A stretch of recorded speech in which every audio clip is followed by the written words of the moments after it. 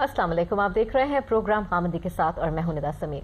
किसी भी माशरे में माशी सतह पर या सियासी और समाजी सतह पर पायदार इनकलाब बरसों की हिकमत अमली और जदोजहद का नतीजा होता है। बदकिस्मती से हम देखते हैं कि पाकिस्तान मुख्तसर अरसे में फिलफौर इनकलाब वालों की जो है वो तजुर्बागाह बना हुआ है। इसी मसले को आज हम जानने की कोशिश करेंगे। हमारे बहुत मोहतरम जावेद अहमद गामदी साहब हमारे साथ प्रोग्राम में मौजूद हैं। अस्सलाम वालेकुम गामदी साहब। वालेकुम अस्सलाम। और शरीक की गुफ्तगू हो रहे हैं हमारे साथ, आप पहले भी इन्हें देखते रहे इस प्रोग्राम में, इकबाल मलाड वाला साहब। अस्सलाम वालेकुम इकबाल साहब। वालेकुम सलाम जी, क्या हाल है आपके? बिल्कुल, अल्लाह का शुक्र। इकबाल साहब, गामदी साहब से जानते हैं, सबसे पहले तो आप वजाहत करेंगे गामदी साहब कि आपके नज़दीक इनकलाब क्या है? क्या सिर्फ एक सियासी सेटअप का नाम है कि एक सियासी सेटअप तब्दील हो जाए इससे? कि जी ज़ुबान के लिहाज से तो इनकलाब तब्दीली को कहते हैं, यानी एक सूरत हाल इस वक्त मौजूद है, आपने उसको तब्दील करके एक दूसरी सूरत हाल में बदल दिया। अब सूरत हाल जो इंसानों को मुतासर करती है वो होती कहाँ है? वो 3 सतहों पर होती है। वो सियासत में होगी, मईशत में होगी, समाज में होगी। यानी आप किसी मुल्क का नज़्म नस्क कैसे चला रहे हैं? मुमकिन है वहाँ बादशाहत हो, मुमकिन है वहाँ कोई इस्तिबदादी हुकूमत कायम हो, मुमकिन है वहाँ मजहबी तबके का इस्तिबदाद कायम हो गया हो। दुनिया की तारीख़ में इस सब की मिसालें मिलती हैं। इसी तरह से मईशत का मामला, मईशत भी एक तरह की नहीं रही दुनिया में। एक ज़माना था कि जब कबायली मईशत थी, और कबायली मईशत से भी पहले हम जब दुनिया की तारीख शुरू करते हैं तो मालूम होता है कि गैदरर्स हंटर्स का दौर था। यानी लोगों ने जाके शिकार कर लिया और फल उतार लिए और खा लिया और पी लिया। फिर उसके बाद वो ज़माना आया कि जिसमें ज़मीन में कुछ काश्त शुरू हुई, लोगों ने फसलें बोई, उसके नतीजे में फिर ज़मीन की मलकियत के मसाइल पैदा होना शुरू हो गए। फिर जागीरदारी निज़ाम आ गया और दुनिया के अंदर बड़े लंबे अरसे तक इंडस्ट्रियल रेवोल्यूशन आया। उसके बाद सनती इनकलाब आया। इंडस्ट्रियल रेवोल्यूशन ने एक नई दुनिया पैदा कर दी। ये मालूम है कि इंडस्ट्रियल रेवोल्यूशन के पैदा करदा मसाइल थे जिससे मार्क्सी फ़िक्र या कम्युनिस्ट नुक्ता नज़र पैदा हुआ, और कार्ल मार्क्स ने एक दुनिया को कमो बेश एक सदी तक मुतासर किए रखा। एक बड़ी तहरीक उठी, आधी दुनिया में कमो बेश एक ऐसी बड़ी ताकत वजूद में आ गई कि जो उस नुक्ता नज़र की हामिल थी। अभी भी उसकी बाकियात में चीन भी मौजूद है, रूस भी मौजूद है, वहाँ उनकी हुकूमतें कायम रही। इसी तरीके से अब मिसाल के तौर पर हम देख रहे हैं कि एक टेक्नोलॉजी का इनकलाब बर्पा हो गया देखते देखते। तो जिस तरीके से ये सारे मराहिल मईशत में आते हैं उनसे तब्दीलियाँ आनी शुरू हो जाती हैं। टेक्नोलॉजी का इनकलाब भी हमारी मईशत पर असरअंदाज होगा, यानी इल्म पर मबनी नॉलेज बेस्ड इकानमी या आहिस्ता आहिस्ता ज़्यादा बड़ी ताकत बनती चली जाएगी। समाज को आप देखें, उसमें भी इसी तरह होता है, यानी समाजी अक़दार होती हैं। लोगों ने मिलना जुलना कैसे है, तकरीबात कैसे मुनक़्क़िद करनी है, औरतें किस तरह की ज़िंदगी बसर करेंगी, मर्द कैसी ज़िंदगी बसर करेंगे, आपके यहाँ जो एक ख़ानदानी निज़ाम है उसमें क्या अक़दार होंगी या क्या वैल्यूज़ होंगी जिनका आप लिहाज करेंगे। तो ये बहुत सी चीज़ें हैं कि जो सोसाइटी के अंदर एक सूरत इख्तियार कर लेती हैं। अब इस सूरत को आप उठाएँ और उठाकर यक बेयक पलट दें, तो इसके लिए आमतौर पर इनकलाब का लफ्ज़ बोला जाता है। यानी इनकलाब या तब्दीली दोनों सूरतों में आ सकती है, कि बतदरीज ना हो, जो बतदरीज ना हो। यानी इनकलाब का लफ्ज़ बोला उसके लिए जाता है। अगरचे ज़ुबान के लिहाज से तो आप तदरीजी तब्दीली को भी कह सकते हैं, लेकिन आम तौर पर हमारे यहाँ जैसे इनकलाब फ़्रांस के बारे में हमने इनकलाब का लफ्ज़ पहली मरतबा बोला दुनिया की तारीख़ में, इसी तरह जो इनकलाब रूस में आया और जिसके नतीजे में एक पुराना निज़ाम बिल्कुल ख़त्म हो गया और उसकी जगह एक नई दुनिया वजूद में आई। यानी मईशत के नए आदाब कायम किए गए, सियासत के नए आदाब कायम किए गए, एक पार्टी की हुकूमत दुनिया इससे पहले इस तरह से वाकिफ़ नहीं थी वो कायम हुई। तो ये सारी जितनी तब्दीलियाँ थी उनके लिए भी इनकलाब का लफ्ज़ बोला गया। इसी तरह ईरान में एक इनकलाब बर्पा हुआ, यानी बादशाहत थी। बादशाहत की तारीख़ 5000 साल से भी ज़्यादा थी, और ईरान में आहिस्ता आहिस्ता मजहबी तबके को एक ख़ास तरह की अहमियत हासिल होती चली गई, यहाँ तक कि एक वक्त ऐसा आ गया कि इमाम खुमैनी की क़यादत में वहाँ पर एक सियासी इनकलाब बर्पा हुआ, और फिर वो इनकलाब इतना मुस्तहकम साबित हुआ कि अब कमो बेश निस्फ सदी मुकम्मल हो जाएगी थोड़े अरसे के बाद। तो ये वो तब्दीलियाँ हैं जिनको इनकलाब से ताबीर किया जाता है। इसके बिल्कुल बरखिलाफ़ आप देखेंगे इंग्लिस्तान में जो तब्दीली आई उसके लिए लफ्ज़ इनकलाब नहीं बोला जाता। हम उस पर आगे जाके गुफ्तगू करेंगे कि वो कैसे आई, लेकिन उसके लिए आप ये लफ्ज़ नहीं बोलते। तब्दीली शायद इन सारी तब्दीलियों से बड़ी, बहुत बड़ी, वो तो मेरे ख्याल से बहुत बड़ी थी, जहाँ पर डेमोक्रेसी दुनिया तब्दील कर दी, यानी दुनिया के सोचने के अंदाज तब्दील कर दिए, लेकिन उस तब्दीली के लिए आप लफ्ज़ इनकलाब नहीं बोलते। 1215 में जब मैग्ना कार्टा पर दस्तखत किए किंग जॉन ने, तो असल में एक बड़ी तब्दीली की इब्तिदा कर दी गई, लेकिन उस तब्दीली के लिए हम इनकलाब का लफ्ज़ नहीं बोलते। तो तब्दीली और हिजान में हम क्या कहेंगे? तब्दीली में हिकमत अमली, इनकलाब में और हिजान में क्या फ़र्क कहेंगे? इनकलाब में हिकमत अमली भी शामिल होती है या महज जज्बात के साथ जो है वो इनकलाब लाया जा सकता है? ये तब्दीली हमेशा पहले समाज और समाजी इक़दार में आती है, मईशत के तरीक़ों में आती है, फिर वो रिफ्लेक्ट होती है जाके सियासत में। اس کے برعکس جو انقلابی عام طور پر اٹھتے ہیں وہ اوپر سے شروع کرتے ہیں. یعنی ان کے پیش نظر یہ ہوتا ہے کہ جو اس وقت طبقے حکومت کر رہے ہیں ان کو الٹ کر کوئی دوسرا طبقہ ان کی جگہ لے لے. یعنی کچھ طبقات ہوتے ہیں نا, اگر آپ مثال کے طور پر اپنے ملک کا جائزہ لیں پاکستان کا, تو زیادہ سے زیادہ کوئی 250-300 گھرانے ہیں جو حکومت کر رہے ہیں. جی, یعنی کہنے کو تو آپ کہتے ہیں نا آپ کی 18 کروڑ کی آبادی ہے, لیکن اگر آپ مقتدر گھرانوں کی ایک فہرست بنائیں تو آپ کو یہ معلوم ہو جائے گا کہ پورے پاکستان میں بس اتنی تعداد ہے, خاندانی پیشہ بن گیا. وہ ایک خاندان ہے جن کے لوگ یعنی کوئی بھائی ہے, کوئی بھتیجا ہے, کوئی بیٹا ہے. آپ یہ دیکھیے کہ وہ اتنا مستحکم نظام ہے. ابھی میں پچھلے دنوں ایک خبر دیکھ رہا تھا, ایک خاتون پیپلز پارٹی کے ٹکٹ پر منتخب ہوئی, اس وقت میرے ذہن میں ان کا نام نہیں آ رہا. انہوں نے, ان کے میاں ریٹائر ہو گئے, 2 سال کا وقت انہوں نے گزار لیا, تو اب انہوں نے اس نشست سے استعفیٰ دے دیا ہے. وہ آئیں گے اور وہ آ کر ان کی جگہ منتخب ہو جائیں گے. یعنی گویا انہوں نے ایک عبوری دور میں اپنے خاندان کی سیٹ کو برقرار رکھا. سکسیشن یہ کئی جگہ خواتین کی بھی جو سیٹس ہوتی ہیں ان پر رشتہ دار خواتین ہی کو لایا جاتا ہے عام طور پر. یہ خواتین کی نشستیں تو خیر ہمارے یہاں جو طریقہ اس کے لیے اختیار کیا گیا, اس میں سچی بات یہ کہ خواتین کو کوئی بہت فائدہ نہیں ہوا. یعنی اس سے بلکہ پارلیمنٹ مزے کا خیز ہو گئی ہے. اصل میں کرنا تو ہمیں یہ تھا کہ ہم ایسی اقدار پیدا کرتے, ایسی فضا پیدا کرتے کہ ہماری خواتین سیاست میں فعال کردار ادا کریں. یعنی اس وقت مرہون منت سی ہو کے رہ جاتی ہیں, اور عام طور پر خواتین بھی ایسی ہوتی ہیں کہ جن کا کوئی سیاسی پس منظر نہیں ہوتا اتنا زیادہ, وہ ربر سٹیمپ بن کر آ جاتی ہے. نتیجہ اس کا یہ نکلتا ہے کہ پارلیمنٹ میں تعداد بڑھ جاتی ہے, اور ان کے ذریعے سے آپ بہت سے فیصلے بھی کرا لیتے ہیں, لیکن حقیقت میں وہ کوئی سیاسی تبدیلی پراپر لیجسلیشن بھی خواتین کے لیے ہوتی نظر نہیں آتی. البتہ جو پارٹی کے بلز آتے ہیں ان پر جو ہے وہ مہر لگانے کے لیے وہاں پہ خواتین موجود ہوتی ہیں. اور اسی کی وجہ سے میرے خیال سے پاکستان میں جو کچھ ہو رہا تھا پچھلے دنوں یا اب تک چل رہا ہے, سلسلہ جاری ہے, تو یہی لوگوں کی جو فرسٹریشن ہے لوگوں کی کہ بھائی وہ خون ان کا ہو رہا ہے کہ یہ کیا ہو رہا ہے, کہ یہ تبدیلی کہیں نہیں آ رہی, وہی لوگ دوبارہ بار بار آ رہے ہیں اور ہمیشہ وہی سلسلہ جاری ہے. 2-3 چیزیں ہوتی ہیں جو عام طور پر بڑی فرسٹریشن پیدا کر دیتی ہیں. دیکھیے ایک بات تو یہ ہے کہ لوگوں کی تعداد بڑھتی چلی جاتی ہے. ہم بدقسمتی سے مسلمان ملکوں میں آبادی کو کنٹرول نہیں کر سکے. دیکھیے یہ آپ ہو سکتا ہے خیال کریں کہ انقلاب کا آبادی سے کیا تعلق ہے, لیکن سچی بات یہ ہے کہ اگر آپ آبادی کو ایک ضابطے میں رکھنے میں کامیاب نہیں ہوتے, وہ بے محابہ بڑھتی چلی جاتی ہے,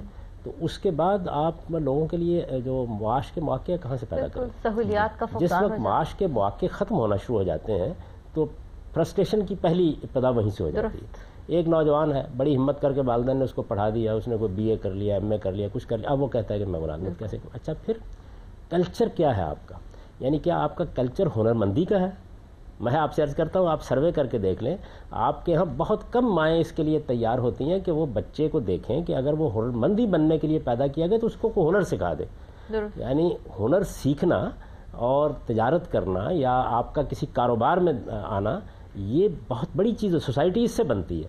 ہمارے ہاں کچھ ملازمت پیشگی کا مزاج ہوتا ہے, کوئی نوکری مل جائے, کوئی ملازمت مل جائے کسی جگہ, نتیجہ کیا نکلتا ہے, معاشی عمل اس تیزی کے ساتھ ہو نہیں رہا ہوتا, آبادی اس کے مقابل میں تیز رفتاری سے بڑھ رہی ہوتی ہے, بچے آپ پیدا کرتے چلے جاتے ہیں, ایک خاندان میں 8 ہو گئے 9 ہو گئے. آپ دیکھیں میں نے ایک مرتبہ اس کو دیکھا, یہ جو ہمارے یہاں دینی مدارس میں بچوں کو بھیجا جاتا ہے, تو بہت سے لوگوں نے مجھے بتایا کہ ہمارے 8-7 بچے تھے, ہم نے دیکھا کہ ہم تو ان کو صابن بھی نہیں فراہم کر سکتے نہانے کے لیے, وہاں ان کو کھانا کپڑا بھی نہیں فراہم کر سکتے پہننے کے لیے. تو ہم نے کہا کہ چلیے مدرسے میں بھیج دیتے ہیں, وہاں ان کی یہ ضروریات بھی پوری ہو جاتے ہیں, وہ کچھ نہ کچھ اپنے لیے کمانے کا بندوبست بھی کر لیتے ہیں. دوسرا چیز یہ ہے کہ معیشت کوئی اسٹیٹک چیز نہیں ہے, یعنی آپ معیشت کو ایک جگہ کھڑا نہیں کر سکتے, معیشت کو علم کے ساتھ آگے بڑھنا چاہیے. یعنی موجودہ دور تو ہے ہی نالج بیس اکانومی کا. بالکل. آپ اگر آج سے 50 سال پہلے کا ماڈل لے لیں تو وہ نہیں چل سکتا. ابھی آپ نے دیکھا ہوگا اپنی روزمرہ زندگی میں کہ آج سے کوئی 10 سال پہلے آپ نے اگر ایک کمپیوٹر خریدا ہوا ہے تو آپ اس کو استعمال کرتے آپ کو شرم محسوس ہو رہی ہوگی. 2 سال پہلے ایک نئی دنیا روز آتی چلی جاتی ہے. یعنی میں نے دیکھا ہے کہ پچھلے 10 سال میں تو چونکہ زیادہ اس سے متعلق نہیں رہتا, بچوں کے پاس دیکھتا ہوں تو میں یہ دیکھتا ہوں کہ وہ نئی سے نئی دنیا وجود میں آ رہی ہے. یعنی موبائل فون ہی میں جو تبدیلیاں آتی چلی جا رہی ہیں وہ حیرت انگیز, ہر روز آتی چلی جاتی ہیں. اچھا اس کا ہمیں احساس نہیں ہوتا کہ اس طرح کی چیزیں جو ہیں وہ جس وقت پیدا ہوتی ہیں تو وہ لوگوں کی ڈیمانڈ پیدا کرتی ہیں. اگر آپ ان میں کوئی انوویشن کرنے کے لیے تیار نہیں ہیں تو بتدریج آپ کی معیشت دوسروں کی محکوم ہوتی چلی جاتی ہے. یعنی پھر آپ کی نوعیت یہ ہوتی ہے کہ آپ ایک منڈی ہیں, بڑے بڑے لوگ آئیں گے, بڑی بڑی کمپنیاں آئیں گی, وہ آ کے آپ کے یہاں خریدار تلاش کریں گے. اچھا جس وقت آپ کی اپنی ذاتی معیشت کمزور ہو جاتی ہے تو خریدار بھی آپ کے یہاں پیدا ہونا کم ہونا شروع ہو جاتا ہے. لیکن और ब्रेक लेना। बिल्कुल, ब्रेक का वक्त हो गया है। मजीद सवालात हम लेंगे इसी मौजू पर गांधी साहब से, लेकिन एक मुख्तसर से वक्फे के बाद।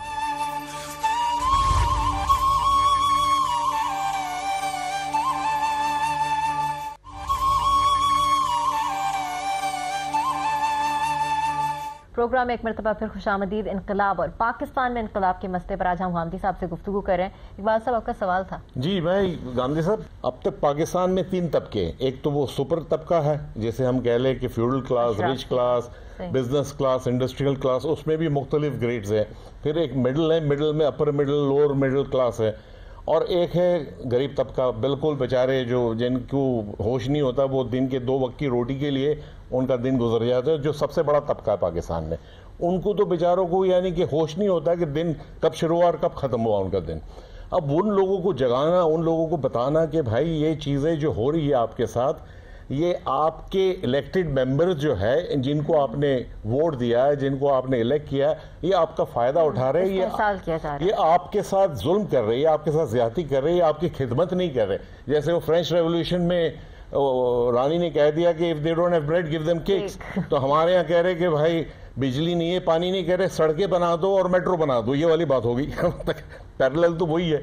तो इन चीज़ों को ख़त्म करने के लिए लोगों में ये शऊर यानी बाशऊर कौम को जगाना बहुत ज़रूरी था। चाहे उसे आप इनकलाब कह लें, चाहे उसे मार्च कह लें, चाहे कोई टाइटल दे दे, लेकिन ये बहुत ज़रूरी था मेरे ख्याल से। आपके क्या ख्याल है? इसमें तो कोई शक ही नहीं है जी। देखिए, बात यह है कि कौम को बेदार कर किए बगैर तो आप दुनिया में नज़म चला नहीं सकते। बेदार करने का तरीका क्या है? असल चीज़ ये है, बेदार करने का तरीका ये अगर इख्तियार कर लिया जाए कि ऐसा ही जान बर्पा कर दें जिसमें अखलाकी इक़दार भी सब खत्म हो जाए, जिसके अंदर ऐसे मुतालबात सामने आ जाएं कि जिनका पूरा होना मुमकिन ही ना हो, तो इसमें देखिए होगा क्या? होगा ये कि बेदारी के अमल के साथ साथ फ्रस्ट्रेशन और बढ़ जाएगी। इसलिए कि जब आप नामुमकिनात में दखल दे देते हैं तो फिर उसका नतीजा यही होता है कि लोग मायूस हो जाते हैं, यानी उनके अंदर हिम्मत ख़त्म हो जाती है काम करें।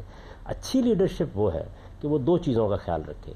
एक ये कि जो टारगेट उसने सामने रखा है वो हकीकत पसंद आना हो, और जो मैसेज दिया जा रहा है, यानी जो बात कही जा रही है, वो बहुत मुदल्लल हो, और उसके साथ उनका अपना अखलाकी वजूद ऐसा हो कि लोग उनकी जानिब देखें। यानी मैं जब माजी में देखता हूँ, देखिए बात यह है कि कायदे आज़म ने ये कहा कि हम पाकिस्तान बनाने जा रहे हैं, यानी पहले तो नहीं कहा था, पहले तो उन्होंने यही कोशिश की कि हिंदुस्तान में कोई मसला सेटल हो जाए।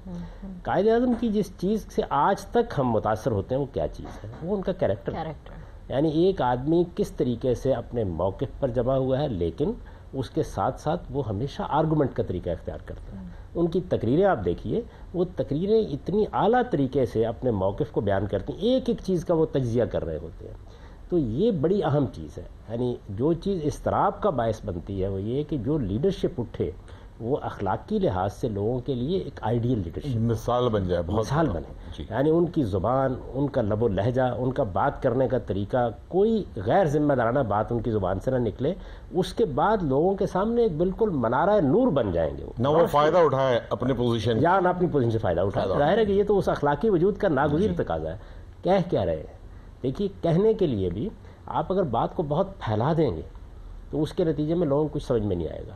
आप बुनियादी चीज़ों को निकालिए, आप जो तब्दीली चाहते हैं, अगर आप गौर करके देखें तो हमारे यहाँ अगर मौजूदा सिस्टम डेमोक्रेसी को कायम रखते हुए आप तब्दीली लाना चाहते हैं तो आप 10 बातें कह सकते हैं, हो सकता है कोई आदमी 50 बातें कह दे। बेसिक बातें क्या है, बुनियादी बातें क्या है? बुनियादी बातों में सबसे पहली चीज़ ये है कि आप अपने यहाँ में इंतज़ामी यूनिट्स हैं उनको कम करें, लाजमन उनको बढ़ाएं। देखिए, आपने उनकी इतनी ज़्यादा उसको फैला दिया हुआ है कि उसके नतीजे में दुनिया भर में ये हुआ है कि लोगों ने छोटे छोटे इंतजामी यूनिट्स में बांटा है। डेमोक्रेसी की अपनी बुनियादी मुकामी हुकूमत है, डेमोक्रेसी की बुनियाद ग्रास रूट्स जिसे कहते हैं। हमारे यहाँ कितनी बदकिस्मती है, फलाना सूबा हुकूमत कर रहा है, हमारे यहाँ कितनी बड़ी बदकिस्मती है कि मुकामी हुकूमतें बनती उस वक्त जिस वक्त फौज आती। सही, बिल्कुल। यानी सियासतदान हमेशा उनके रास्ते में रुकावट बन के खड़े हो जाते हैं। पिछले 5 साल तो इसी तरीके से आप अपने इंतजामी यूनिट्स जो है उनको छोटा करें, और उसके साथ मुकामी हुकूमतें, एजुकेशन सिस्टम, यानी सबसे बड़ी जो तवज्जो की चीज़ होनी चाहिए वो ये है कि आप अपनी कौम को एक कौम बनाना चाहते हैं तो आप उनके यकसा निज़ाम तालीम आप लैंग्वेज के मसले को हल करें। हम आज तक हल नहीं कर सके इस मसले को। आप ये देखिए कि कौमों की वहदत का जो ज़रिया बनती है, सबसे बड़ी चीज़ जो उसका ज़रिया बनती है वो आपकी ज़ुबान होती है। यानी वो इश्तराक है जिसने बंगालियों को एक ताकत बना दिया। ورنہ باقی بہت سی چیزوں میں وہ ہمارے ساتھ مشترک تھے، بہت سی چیزوں میں مشترک تھے، لیکن یہ چیز بڑی قوت بن جاتی ہے. ہم نے اس مسئلے کو ہمیشہ سے معلق کیا ہوا ہے. ابھی بھی آپ اپنا آئین اٹھا کے دیکھیے، اس میں ایک مدت مقرر کی گئی ہے، وہ آئین بنا کہ 10 سال بعد پاکستان کی سرکاری زبان اردو ہو جائے گی. بھائی آپ طے کر لیجیے نا ایک بار ہونی ہے یا نہیں ہونی ہے. آپ نے قوم کو کس صورتحال سے دوچار کر رکھا ہے؟ میں وہاں ملیشیا میں دیکھتا ہوں آپ ایک لفظ کسی سرکاری خط و کتابت میں ملے زبان کے علاوہ نہیں لکھ سکتے. بجلی کا بل آتا ہے اس کے ساتھ انگریزی کا ایک لفظ موجود نہیں ہوتا. یعنی ایک قوم جس نے ترقی بھی کی ہے، جس نے بڑا انفراسٹرکچر بھی بنایا ہے، جس کو جاپان ہے، جرمنی ہے مثال. تو ہمارے ہاں بعض ایسی چیزیں ہیں جو بنیادی چیزیں ہیں وہ نہ سیاستدانوں کا موضوع ہے نہ ان پر کوئی گفتگو ہوتی ہے. ہم بعض اوقات یہ کرتے ہیں کہ مقصد ہمارا بالکل اور ہوتا ہے، اور وہ اور کیا ہوتا ہے سادہ لفظوں میں بیان کر دیجئے کہ آپ حقیقت میں اقتدار کو اپنا مسئلہ بناتے ہیں، سماجی تبدیلی کو اپنا مسئلہ نہیں بناتے. سماجی تبدیلی کو مسئلہ اگر آپ بناتے ہیں تو خود بخود سیاست میں تبدیلی آتی ہے. یعنی سماج طاقتور ہوتا ہے. یہ اس کا موضوع تو نہیں ہے، لیکن غامدی صاحب یہاں پہ میں پوچھنا چاہوں گی کہ لوگ بار بار پاکستان میں خصوصاً کیونکہ اتنی فرسٹریشن آ چکی ہے معاشرے میں، لوگ تبدیلی کی بات کرتے ہیں، انقلاب کی بات کرتے ہیں، اس کے بعد جب ان سے کہا جاتا ہے کہ سسٹم کو چلنے دیا جائے، یہ آگے جا کے خود بخود صفائی اس میں ہوتی جائے گی، تو وہ کہتے ہیں نہیں ہم جمہوریت کے لیے بنے ہی نہیں، ہم وہ قوم ہی نہیں ہے. یہی مصر میں بھی بعد میں لوگوں نے کہنا شروع کیا کہ ہم جمہوریت کے لیے بنے نہیں، ہمیں جنرل سی سی آ جائیں تو ہم خوش ہوں گے، ہم ڈنڈے والی قوم ہیں. تو ایسے معاشرے کے بارے میں میرے نزدیک تو یہ اپنی اہانت ہے. یعنی اس کا مطلب یہ ہے کہ ہم یہ کہہ رہے ہیں کہ ہمارے اندر شعور نہیں، ہم اپنا جو انسانی شرف ہے اس کو بھی کھو چکے ہوئے ہیں. ہمیں اب اس طریقے سے معاملہ ہمارے ساتھ کیا جائے جس طرح جانوروں کے ساتھ کیا جاتا ہے. دیکھیے نا، بیل کو میں اپنے کھیت میں جوت لیتا ہوں اور وہ ادھر ادھر نہیں ہوتا، جو لائن بنی ہوتی ہے اسی کے اوپر ہل چلا رہا ہوتا ہے. لیکن وہ ہل چلانے کی خدمت انجام جب دے رہا ہوتا ہے تو پیچھے کون ہوتا ہے؟ پیچھے میرے پاس ایک عصا ہوتا ہے جس سے یہ میں کنٹرول کر رہا ہوتا ہوں اس کو. تو کیا لوگ یہی چاہتے ہیں؟ دیکھیے بات یہ ہے کہ یہ بھی ایک طریقہ ہے. لوگ اگر اس کا خواب دیکھتے ہیں تو وہ ہم کئی مرتبہ پورا کر چکے ہیں. ہماری قوم کب اس معاملے میں بالکل خود کفیل ہے، یعنی بہت سے تجربات کر چکی ہے. اسٹیبلشمنٹ کی بھی ہم 3-4 حکومتیں دیکھ چکے ہیں. جب آپ اس کی توقع کرتے ہیں تو اس کے نتیجے میں حقیقت میں پھر آپ ملک کے اندر قانون نام کی، آئین نام کی ہر چیز کو گالی بنا دیتے ہیں. یہ بے معنی ہو جاتی ہے. ایک فیصلہ کر لیجیے نا، تو بن چکی ہے نا، فیصلہ کر لیجیے نا آپ نے کیا کرنا ہے. دیکھیے بات یہ ہے کہ یہ جو ادھر ادھر سے گھما پھرا کے بات کرنی ہے، آپ چاہتے یہی ہیں کہ اسٹیبلشمنٹ اقتدار سنبھال لے، چاہتے یہی ہیں اور ہمارا بھی اس میں کچھ حصہ ہو جائے. اصل آپ کا ہدف یہ ہے. تو یہی بات آپ کھل کر کہیے، یعنی میدان میں آئیے اور پھر آ کر یہ کہیے کہ نہیں، ڈیموکریسی کی کوئی ضرورت نہیں ہے. ہم صاف صاف یہ کہتے ہیں کہ یہاں پر اسٹیبلشمنٹ کو اقتدار سنبھالنا چاہیے. ہم اس کے دست و بازو بننے کے لیے تیار ہیں. میں پھر بھی آپ کو سلیوٹ کروں گا اس لیے کہ آپ وہ بات کر رہے ہیں جس سے مجھے اختلاف ہے، لیکن آپ بات کم سے کم سچائی کی کر رہے ہیں. آپ اپنی قوم کو دھوکہ نہیں دے رہے. اس وقت تو آپ جس زاویے سے تجزیہ کر کے دیکھ لیں، جس جگہ پر بھی آپ سیاست کو ٹارگٹ کریں گے، سیاستدانوں کو ٹارگٹ کریں گے، اس کا لازمی نتیجہ یہ نکلے گا کہ اسٹیبلشمنٹ طاقتور ہوگی اور وہ آئے گی.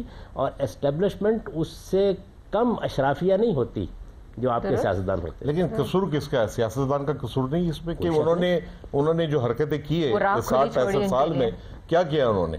ملک کا بیڑا ہی گرک کیا نا، لوٹ مچائی، ہر طرف سے انہوں نے اپنے فائدے اٹھائے، اپنے انڈسٹریز بنا لی، پاورفل بڑے ہو گئے، سب کچھ ہو گیا. تو قصور کس کا ہے؟ پبلک بھی کہتی کہ بھائی ان سے تو یہی بہتر ہے. قصور ہمارا بھی ہے، ہم ان کو لے کر آتے ہیں. قصور جو ہے وہ سیاستدانوں کا بھی ہے اور قصور آپ کے مذہبی طبقے کا بھی ہے. اس لیے کہ سب سے بڑی ذمہ داری اس کے اوپر عائد ہوتی ہے کہ وہ لوگوں کے اندر شعور پیدا کریں. اس کو تو اصل میں بنایا ہی اس لیے گیا ہے.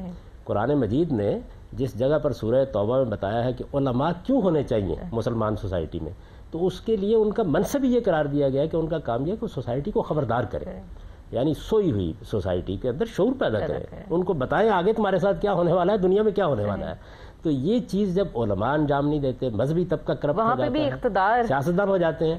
لیکن اس کے ساتھ میں آپ سے بہت معذرت کے ساتھ عرض کروں گا، ہماری قوم بھی اخلاقی لحاظ سے آخری درجے کی پستی میں گری ہوئی ہے. جی، یعنی اگر قوم اس پستی میں نہ گری ہوئی ہو تو یہ ممکن نہیں ہے کہ اس طرح کے طبقات اس کے اوپر حکومت کرتے ہیں. لیکن قوم کو دھکا کس نے مارا وہاں پہ؟ یہ سارا معاملہ اصل میں ایک سائیکل کے طریقے سے ہو رہا ہے. یعنی مذہبی طبقہ اپنا عمل انجام دینے میں ناکام ہوتا ہے، سیاستدان اپنے مقاصد کو سامنے رکھ کر لوگوں کو استعمال کر رہے ہوتے ہیں، سوسائٹی کو بحیثیت مجموعی ایجوکیٹ نہیں کیا جا رہا ہوتا. اس کا جو نتیجہ نکلتا ہے وہ یہ ہے کہ آج آپ ایک عام آدمی کے ساتھ پاکستان میں معاملہ کر کے دیکھ لیں. یعنی آپ یہ دیکھیں گے کہ جھوٹ بولنے میں، ملاوٹ کرنے میں، دھوکہ دینے میں، آپ اگر کوئی اس کے لیے یعنی رستہ نکال دیں کہ وہ آپ کے کسی پلاٹ پر قبضہ کر سکتا ہے تو اگلے دن ہوا ہوگا. یہ صورتحال جب کسی قوم میں پیدا ہو جائے تو اس موقع کے اوپر پھر اچھے لیڈر کا کام کیا, اچھے رہنما کا کام یہ ہے کہ وہ لوگوں کو حقیقت کے راستے پر ڈالے, اور حقیقت کا راستہ یہ ہے کہ آپ سماجی اقدار میں تبدیلی لانے میں کامیاب ہو جائیں. سماجی اقدار میں تبدیلی آتی ہے جب آپ پوری قوم کو ایجوکیٹ کر دیتے ہیں, ورنہ یہ جو طبقات اوپر غلبہ پائے ہوئے ہوتے ہیں ان کی طاقت کو چھیڑنا آسان کام نہیں ہوتا. عوام جتنے باشعور ہوتے چلے جائیں گے یہ اتنے ہی کمزور ہوتے. لیکن وہی تو چاہتی ہے نا ہمارے جو پولیٹیشینز ہیں, وہ تو چاہتے ہیں کہ عوام باشعور رہے, ایجوکیٹ نہ ہو, الٹریٹ رہے اور وہ دبے رہے. یہی تو پرابلم ہے. جو نئے لوگ اٹھتے ہیں اگر وہ گلی گلی جائیں, دیکھیے میں آپ سے گزارش کروں, ہم کسی سے اختلاف کر سکتے ہیں, اتفاق کر سکتے ہیں. کبھی آپ مطالعہ کیجئے کہ باچا خان نے صوبہ سرحد میں, جو پرانا صوبہ سرحد تھا جس کو اب آپ خیبر پختونخوا کہتے ہیں, اس میں کام کیسے کیا تھا. یعنی مجھے وہاں پر لوگوں نے بتایا کئی مرتبہ کہ شاید کسی پہاڑی پر بنا ہوا گھر بھی نہیں رہ گیا تھا جس میں آ کے اس نے اپنا مقصد نہیں سمجھایا. پورن کوشش کرتے رہے. آپ اس سے قدر نظر کر لیں کہ ان کے سامنے مقصد کیا تھا. اس سے ہو سکتا ہے مجھے آپ کو کسی کو اختلاف ہو. میں آپ کو طریقہ کار کی بات بتا رہا ہوں کہ کس طریقے سے قوم ایجوکیٹ ہوتی ہے. کیا ہمارے ہم لوگوں نے بھی یہ کام کیا؟ جذباتی تقریروں سے قوم ایجوکیٹ نہیں ہوتی, گالی دینے سے قوم ایجوکیٹ نہیں ہوتی, بد اخلاقی کرنے سے قوم ایجوکیٹ نہیں ہوتی. قوم ایجوکیٹ ہوتی ہے جب آپ خود اعلیٰ اخلاق پر کھڑے ہوں اور آپ بنیادی چیزوں کو سامنے رکھ کر قوم کے شعور کو بیدار کریں, یہاں تک کہ اس کے اندر ووٹ کی اتنی طاقت آ جائے کہ حقیقی کی معنوں میں برج الٹ جائے. تو ملک سے پولیو کے خاتمے کے لیے لوگوں کے گھر گھر جایا جا سکتا ہے, تو اس میں تبدیلی لانے کے لیے بھی میرے خیال سے کوشش کی جا سکتی ہے. غامدی صاحب ایک بریک پہ جا رہے ہیں, اور بریک پر سے واپس جب آئیں گے تو پوچھیں گے کہ انقلاب میں آخر ایسی کیا جاذبیت ہے کہ جو حکمران طبقہ ہے وہ بھی لفظ استعمال کرتا نظر آتا ہے, جو اس وقت اقتدار میں نہیں ہے, آنا چاہتے ہیں, تبدیلی کی بات کرتے ہیں, وہ بھی انقلاب کی بات کرتا ہے, اور غریب اور محروم طبقے میں بھی انقلاب کا لفظ جو ہے وہ ایک بز ورڈ ہے. اس پر ہم جاننا چاہیں گے لیکن مختصر سے وقفے کے بعد.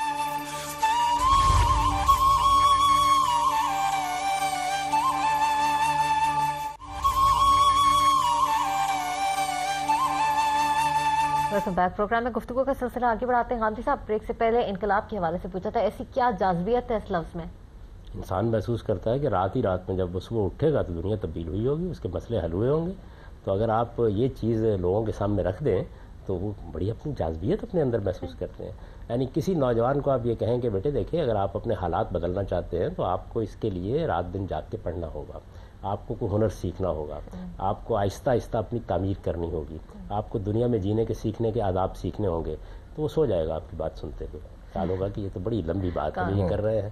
لیکن اگر آپ یہ کہیں کہ میرے ساتھ اٹھ کے آؤ, ابھی ہم جا کے بینک کے اوپر ڈاکہ ڈالتے ہیں, تمہاری جیب بھر دیں گے, تو وہ 2 مرتبہ آنکھیں جھپکائے گا, تیسری مرتبہ تیار ہو جائے گا آپ کے ساتھ جانے کے لیے. تو عام طور پر انقلابی لیڈر بھی یہی کرتے ہیں. یعنی وہ کرتے کیا ہیں, بجائے اس کے کہ وہ قوم کو شعور دیں اور اس کے اندر بیداری پیدا کریں اور اس کے جذبات کو صحیح رخ دیں, وہ یہ کرتے ہیں کہ جلد سے جلد کسی طرح یہ قوم اٹھے اور ان کو اقتدار تک پہنچا دے. میرے نزدیک اس طرح کے جو انقلابی اٹھتے ہیں یہ بالعموم انقلاب کا نام لے رہے ہوتے ہیں, اصل میں اس طبقے کی جگہ اپنے آپ کو رکھنے کے لیے. اگر ان کے سامنے صحیح مقصد ہو تو ان کا لب و لہجہ بالکل اور ہو, ان کے بات کرنے کا انداز بالکل اور ہو. مجھے یاد پڑتا ہے, میں آپ سے عرض کروں کہ ہماری جوانی میں جو یہاں پر بڑی تحریکیں موجود تھیں, کارنر میٹنگز ہوتی تھیں. یعنی ایک ایک محلے میں جا کر لوگوں کو ایجوکیٹ کیا جاتا تھا. لیڈر جاتے تھے, بڑے رہنما جاتے تھے, وہ جا کے لوگوں کو ایجوکیٹ کر رہے ہوتے تھے. یعنی جو مقاصد آپ کے ہیں, ایجوکیشن ہے بنیادی طور پر, اور تربیت. تربیت کا مطلب ہے ڈسپلن اپنے اندر پیدا کریں. یعنی آپ کے کارکن جو لوگ بھی آپ کے ساتھ, یہ سیاسی کارکن جس کو آپ کہتے ہیں, یہ بہت بڑی متاع ہوتا ہے. کسی سوسائٹی کے اندر لاکھوں کروڑوں لوگ ہوں گے, چند لوگ ان میں ایسے ہوتے ہیں جو فعال کردار ادا کرنے کے لیے تیار ہوتے ہیں. یعنی میں آپ تو بیٹھے ہوئے گفتگو کرتے رہیں گے نا, وہ کارکن جو ہیں یہ بہت بڑا ایسٹ ہوتے ہیں کسی سوسائٹی کا.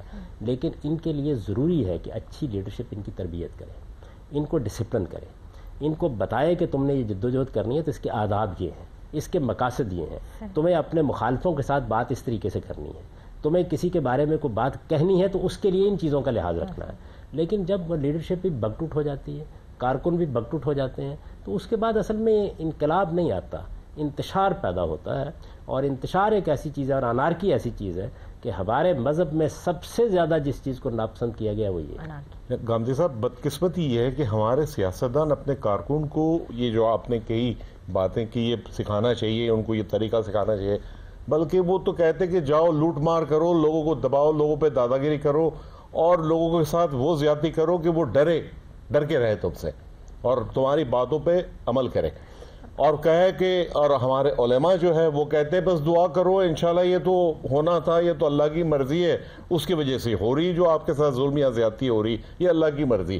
تو یہ کہیں پر کوئی یعنی کہتے ہیں نا لاجیکل تھنکنگ نظر نہیں آتی. اور کیا انقلابی لہجے کی ضرورت ہے کہ ہم ان کرپٹ حکمرانوں کو جو ہے وہ پھانسی دے دیں گے سرے عام، اور اس قسم کی باتیں کرنا کیا یہ بھی ضروری ہے؟ یہ انقلاب کا لازمی حصہ ہے؟ جو کچھ جیسے انقلاب کی یہ لوگ بات کرتے ہیں اس کے لیے ضروری ہے نا. آپ نے اگر ہیجان پیدا کرنا ہے، جذبات کو برانگیختہ کرنا ہے، لوگوں کو لوٹ مار پر آمادہ کرنا ہے، ہر آدمی کے ہاتھ میں پتھر پکڑانا ہے کہ وہ جا کر آپ کے سر پر مار دے، میرے سر پر مار دے، تو اس کے لیے تو یہی کرنا پڑے گا. لیکن وہ لوگ جنہوں نے دنیا کے اندر کوئی بڑی تبدیلیاں پیدا کی ہیں وہ ہمیشہ پیسو ریزسٹنس کا طریقہ اختیار کرتے ہیں. یعنی ان کی طرف سے معاف کیجیے گا کوئی اگریشن نہیں ہوتا. وہ کبھی ایسا نہیں کرتے کہ لوگوں کے اوپر پل پڑے. وہ یہ کوشش کرتے ہیں کہ وہ لوگوں کی تنظیم کریں، ان کے اندر اعلیٰ اخلاقیات کو بیدار کریں، انسان کے اخلاقی شعور کو اتنا مستحکم کر دیں کہ اس کے مقابلے میں کسی کے لیے کھڑا ہونا ممکن نہ رہے. یہ لوگ دیکھیے تحریک کو بھی، دعوت کو بھی، اپنے کام کو بھی کتنا نقصان پہنچاتے ہیں. ہوتا کیا ہے، جس وقت آپ اخلاقی لحاظ سے پستی کا اظہار کرتے ہیں، جب آپ دوسروں پر تشدد کرتے ہیں، جب آپ دوسروں کو ڈرانے دھمکانے کی کوشش کرتے ہیں، تو آپ کے جواب میں لوگ انہی چیزوں کو موضوع بنا کر آپ پر تنقید شروع کر دیتے ہیں. اصل مقصد پیچھے رہ جاتا ہے. بالکل اس کا اور آپ ان کا جواب دیتے رہ جاتے ہیں. اگر آپ نے معاف کیجیے گا یہ نہیں کیا، اس کے برعکس آپ نے لوگوں کو ڈسپلن سکھایا ہے. یعنی قائد اعظم کو آپ دیکھیے نا کہ وہ کس طریقے سے اپنے کارکنوں کو کہتے تھے، زور ہی تنظیم، یعنی زور ہی سارا اس بات کے اوپر تھا، نہیں تم کو منظم ہونا ہے. میں آپ سے عرض کروں کہ مجھے خود اپنے جوانی کے زمانے میں یاد ہے، میں کچھ اس زمانے میں فعال رہا اس طرح کے معاملات میں. ایک جلوس نکالا گیا لاہور میں، اس وقت بھٹو صاحب کی حکومت تھی. دفعہ 144 لگا دی گئی. اب دیکھیے دفعہ 144 لگ گئی، آپ کے رویے کیا ہو سکتے ہیں؟ دفعہ 144 لگی، ہم جلوس نہیں نکالیں گے. ایک طریقہ یہ. دوسرا طریقہ یہ، اس سے گویا آپ نے اپنی جد و جہد کو واپس لے لیا، نتیجہ یہ نکلے گا. دوسرا یہ ہے کہ ہم اس کی پرواہی نہیں کریں گے. قانون کیا چیز ہوتی ہے؟ پولیس کا کون ہمیں روکنے والا ہے؟ اس سے آپ انارکی کی تعلیم دے رہے ہیں، آپ بد اخلاقی پھیلا رہے ہیں، آپ پوری سوسائٹی کو معاف کیے قانون شکنی پر آبادہ کر رہے ہیں. اس زمانے میں لیڈرشپ نے کیا کیا؟ انہوں نے کہا ہم 3 کی قطار میں چلیں. قانون یہ کہتا ہے کہ 4 یا 5 لوگ ایک جگہ اکٹھے نہیں ہو سکتے. انہوں نے کہا ہم 3 کی قطار میں چلیں گے اور ہر قطار میں 4 فٹ کا وقفہ رکھیں. ایک ڈسپلنڈ مظاہرہ، میں خود اس میں شریک ہوں. مقامدی صاحب، جیسے کہ ہم نے حال ہی میں بھی ترکی میں بھی دیکھا کہ لوگوں نے احتجاج کیا، پولیس کے ساتھ جھڑپیں ہوئی اور ایک برا کام اسے سمجھا گیا، اور اس کے بعد احتجاج کو انہوں نے ایک نیا انوکھا طریقہ نکالا کہ وہ تقسیم کر پہ خاموش کھڑے ہو گئے علیحدہ علیحدہ، جس سے حکومت کو بھی کوئی موقع نہیں ملا اور انہوں نے اپنا احتجاج بھی رجسٹر کرایا. تو یہ بھی مختلف طریقے استعمال کیے جا سکتے ہیں. جی، مہذب ملکوں میں ایسا ہی ہوا ہے. دیکھیے جو ڈیموکریٹک کلچر جہاں پر مستحکم ہو جاتا ہے وہاں لیڈر لوگوں کو ڈسپلن کر کے طاقت کا مظاہرہ کرتے ہیں. آپ سوچئے، یعنی 10,000 لوگوں کو ایک ہجوم اگر آپ اکٹھا کر لیں، اس کا اتنا امپیکٹ نہیں ہوتا جتنے 10,000 منظم لوگ خاموش قطار بنا کے سڑک کے کنارے کھڑے ہو جائیں.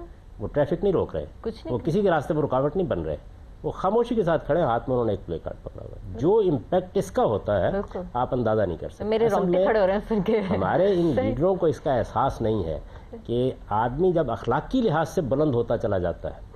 قائد اعظم اخلاقی لحاظ سے اتنی بلندی پر کھڑے ہو گئے کہ ان کے مقابلے کی بڑی لیڈرشپ، یعنی آج کی لیڈرشپ کا تو آپ ذکر ہی نہ کریں، اس زمانے کی لیڈرشپ وہ کیا لیڈرشپ تھی. یعنی مقابل میں کون لوگ تھے؟ مولانا ابوالکلام آزاد جیسا شخص تھا جس نے لوگوں کو بات کرنے کے آداب سکھائے ہیں، جس نے جیل میں جانے کے آداب لوگوں کو سکھائے ہیں.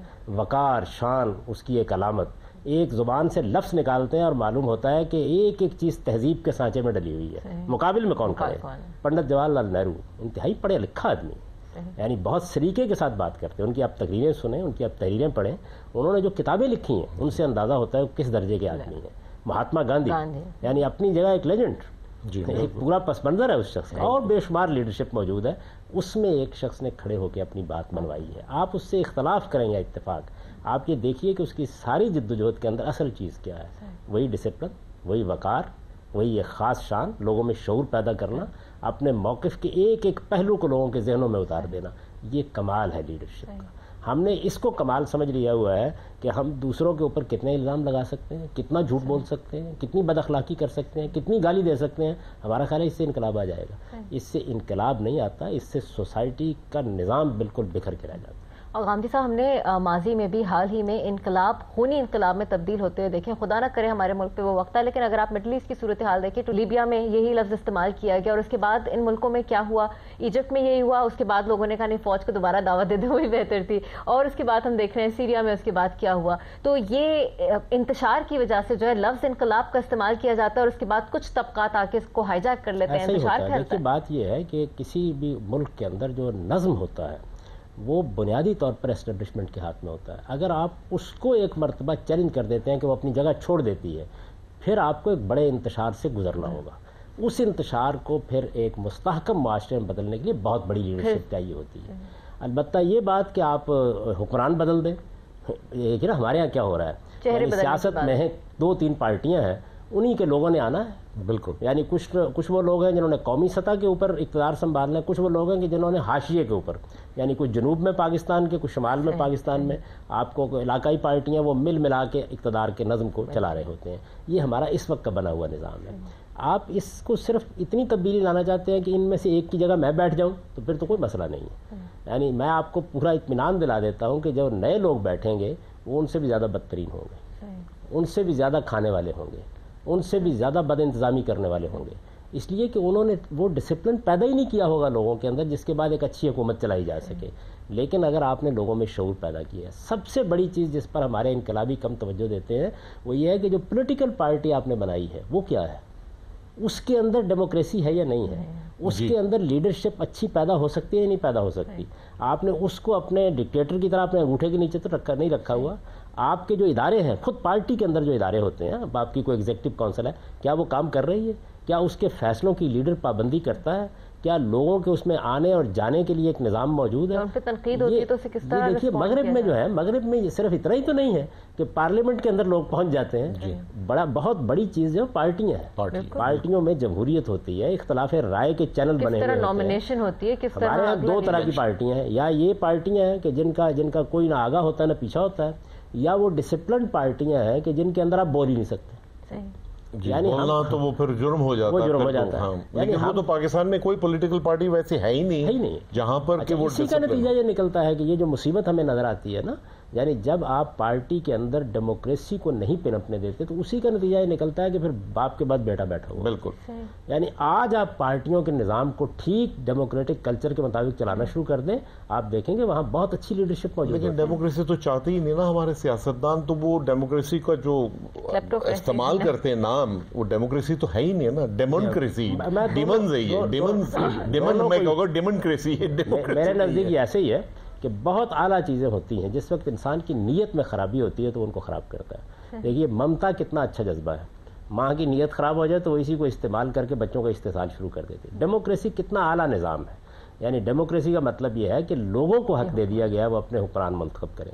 حکمران بعض اوقات ڈیموکریسی کا لفظ استعمال کرتے ہیں، لیکن حقیقت میں وہ اپنی قوم کو اپنے خاندان کا غلام بنانے کی تدبیریں سوچ وہی آمرانہ ہی ہے. یعنی پارٹی میں بھی وہی طریقہ ہوگا، فیصلوں میں بھی وہی بات ہوگی. بعد میں جب حکومت بنے گی تو کوئی معلوم نہیں ہے کہ کیبنٹ کا اجلاس ہونا ہے تو اس میں کیا فیصلہ کرنا ہے، اداروں کو کیسے کام اجلاس میں شرکت کرنی ہے نہیں کرنی ہے یا نہیں کرنی ہے، لوگوں کے سامنے جواب دہ ہونا ہے، وہ چیزیں ختم ہو جائیں گے. ڈیموکریسی کی روح تو یہی ہے نا. ڈیموکریسی آپ سے یہ چاہتی ہے کہ آپ کے ہاں لوگوں کو اختلاف کرنے کا حق ہو. یہ اختلاف کرنے کا حق ملک میں بھی حاصل ہو، یہ پارٹی کے اندر بھی حاصل ہو. اختلاف کی بنیاد پر کسی آدمی کو راندہ درگاہ نہ کیا جا سکے. اختلاف لوگ کریں اور اس اختلاف کو سنا جائے اور اداروں میں اس کو فیصلوں میں تبدیل کیا جائے. اسی کو ڈیموکریسی. حامد صاحب مجھے یہ بتائیے کہ اس وقت ہمارے معاشرے میں بڑی فرسٹریشن ہے، بڑی گھٹن کا ماحول ہے، لوگ تبدیلی چاہتے ہیں اور جلد تبدیلی چاہتے ہیں. جو سسٹم چل رہا ہے وہ بھی بہترین نہیں ہے، جس طریقے سے تبدیلی لانے کی کوشش کی جا رہی ہے وہ بھی درست نہیں ہے. اس وقت کوئک فکس کیا ہے؟ آپ بھی کہیں گے صبر برداشت سے مزید. میں یہ کہوں گا کہ صبر اور برداشت تو ایک ضمنی چیز ہے، بڑی بنیادی چیز ہے. صحیح خطوط پر جد و جہد، یعنی صحیح خطوط پر جد و جہد کرنے کے لیے یہ ضروری ہے اس وقت، کیونکہ پولیٹیکل جد و جہد، سیاسی جد و جہد زیر بحث ہے. یعنی ایسے لوگ سامنے آئیں، اور میں خدا سے دعا کرتا ہوں کہ موجودہ لیڈروں کو یہ توفیق مل جائے کہ وہ صرف 3 چیزیں اختیار کریں. اعلیٰ اخلاقی رویے جس کے اوپر انگلی رکھنا ممکن نہ ہو، کیونکہ اس کے بغیر کچھ نہیں ہو سکتا دنیا کے اندر. اپنا مقصد اور نصب العین تدریج سے حاصل کرنے کا طریقہ، سٹیپ بائی سٹیپ. یعنی اگر آپ آخری چیز کے اوپر بیٹھ جائیں گے جا کے تو آپ کو کبھی حاصل نہیں ہوگی، آپ اپنے لوگوں کو فرسٹریٹ کر کے واپس آ جائیں گے۔ بعض اوقات یہ ہوتا ہے کہ آپ ذرا آگے کی بات کرتے ہیں تاکہ لوگ متوجہ ہو جائیں، لیکن آپ اپنا وہ حصہ الگ رکھیے کہ جس کو آپ کو حاصل کرنا ہے۔ وہ حصہ کیا ہے؟ وہ حصہ وہ ہے جس کا تعلق ہمارے یہاں انتخابی اصلاحات سے ہے، جس کا تعلق ہمارے یہاں ایجوکیشن سسٹم کی اصلاحات سے ہے، جس کا تعلق ہمارے ہاں ڈیموکریسی کو گراس روٹس تک لے جانے سے ہے۔ ان بنیادی چیزوں کو سامنے رکھ کے آپ اپنی قوم کا شعور بیدار کریں۔ اگر نیت ہو تو، اگر نیت نہ ہو تو پھر کیا موجودہ لیڈرشپ کے بارے میں یہ کہتا ہوں کہ وہ جب لوگوں کو کہتے ہیں کہ ہم تبدیلی لانے آئے ہیں تو اس تبدیلی کے لیے اپنے اخلاقی وجود کا تجزیہ کر کے دیکھیں، اس کی تطہیر کریں، اس کو پاکیزہ بنائیں اور اپنے اندر ایک اعلیٰ وقار پیدا کریں۔ اور بہت ساری مثالیں دنیا میں ویسے آپ دیکھیں، اب 10 ڈاؤننگ اسٹریٹ پہ ایک پولیس والا کھڑا ہوتا ہے باہر، وہ پرائم منسٹر کا ریزیڈنس ہے، ایک واحد پولیس والا ہوتا ہے۔ ہمارے ہاں دیکھیں تو عام سیاستدان کے گھر کے باہر 10 پولیس والے اور 10 گاڑیاں میں کہتا ہوں کہ میں تو خواب دیکھتا ہوں کہ یہ لیڈرشپ جو میدان میں آئی تھی یہ کھڑے ہو کے یہ کہتی کہ کسی ایک پولیس والے کو بھی اپنی ڈیوٹی سے ہٹانے کی ضرورت نہیں۔ آپ ہمارے بارے میں اطمینان رکھیے کہ ہم نہ قانون کی خلاف ورزی کریں گے، نہ وعدے کو توڑیں گے، نہ کسی چیز پر حملہ آور ہوں گے، ہمیں صرف اپنا نقطہ نظر لوگوں تک پہنچانا ہے۔ اور قدرت نے ان کو کتنا موقع فراہم کیا، یعنی ملک کا پورا میڈیا اپنا پرائم ٹائم مخصوص ہو کر کے بیٹھ گیا، لیکن اس میں میڈیا کو نشر کرنے کے لیے دیا کیا گیا، اس کا جائزہ لیجیے، تاریخ بھی اس کا جائزہ لیجیے، الفاظ بھی نہیں ہم استعمال کرنا چاہیے۔ اصل میں یہ جدوجہد جو ہے یہ کرنی ہے، یہ جدوجہد علماء کو اپنے دائرے میں کرنی چاہیے، دانشوروں کو اپنے دائرے میں کرنی چاہیے، دائرہ نہیں کبھی توڑنا چاہیے۔